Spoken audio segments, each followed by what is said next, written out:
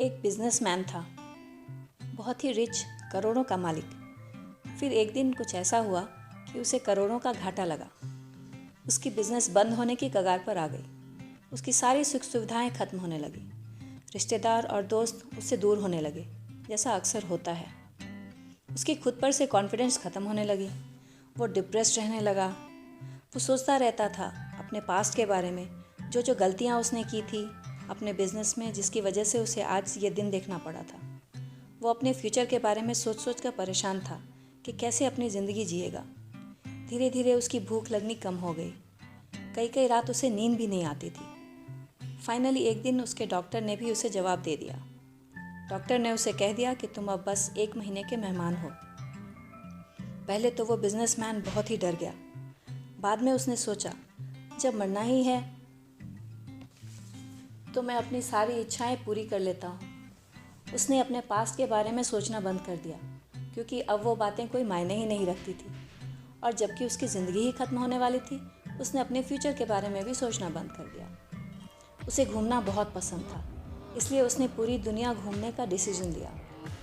हर एक दिन भरपूर जीवन जीने का निर्णय लिया। निकलते वक्त उसके डॉक्टर ने उसे एक आवर ग्लास गिफ्ट दिया और कहा कि मैं चाहता हूँ कि तुम अपनी ज़िंदगी को एक आवर ग्लास की तरह समझो। जैसे रेत के कण धीरे धीरे पतली नली से निकल रहे हैं, वैसे ही तुम्हारी ज़िंदगी का एक एक पल रेत की तरह तुम्हारे हाथों से निकल रहा है। इसलिए एक एक पल को भरपूर एंजॉय करो। ना अपने पास्ट के बारे में सोचो, ना ही फ्यूचर के बारे में। बस आज और अभी को भरपूर एंजॉय करो, हर पल का मज़ा लो। और वो बंदा ऐसे ही करता है। वो घूमने निकल जाता है। जैसे ही उसने पास्ट और फ्यूचर के विषय में सोचना बंद किया और पूरा ध्यान आज और अभी यानी प्रेजेंट पर लगा दिया, उसकी ज़िंदगी बदलने लगी। उसकी तबीयत अच्छी होने लगी। उसे खुद भी पता नहीं चला कि 1 महीना कैसे बीत गया। वो हेल्दी हो चुका था। दोस्तों, हम अपने पास्ट और फ्यूचर में इतने उलझ जाते हैं कि प्रेजेंट को भूल जाते हैं। ये भूल जाते हैं कि यही पल थोड़ी देर के बाद पास्ट हो जाएगा। जैसे हिस्ट्री को बदला नहीं जा सकता, वैसे पास्ट को भी बदला नहीं जा सकता।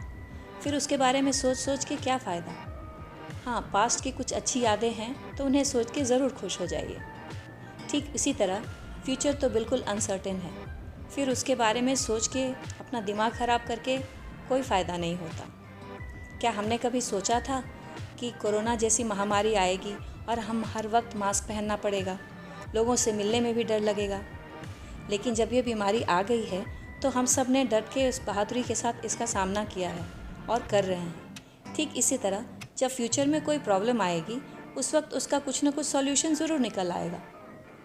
मैं ये नहीं कहती कि फ्यूचर के बारे में सोचो ही मत।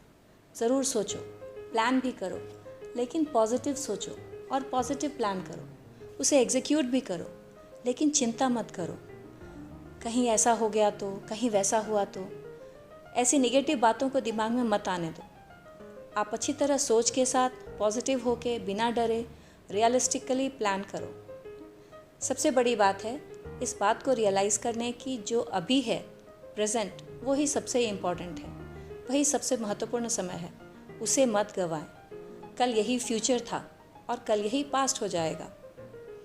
कल क्या होगा, कोरोना का वैक्सीन आएगा नहीं आएगा, कहीं हमारे या हमारे अपने को कोरोना तो नहीं हो जाएगा, क्या हमारी ज़िंदगी नॉर्मल हो पाएगी? ये सब सवाल अपने मन से निकालिए, क्योंकि इनमें से किसी का जवाब किसी के पास नहीं है। हम आज क्या कर सकते हैं, बस उसी के बारे में सोचिए और खुश रहिए।